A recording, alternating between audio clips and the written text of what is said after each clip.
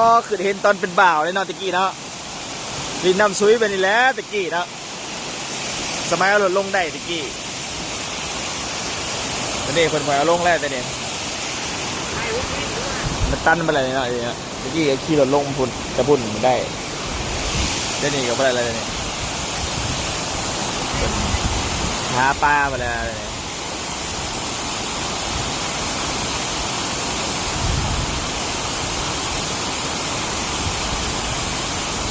โอ้พอได้ฮะคุณโอ้ยได้เก็บแต่รอบสำของหนึ่งนี่เขาว่าโบเกิน2 ชั่วโมงน่าจะได้เนาะ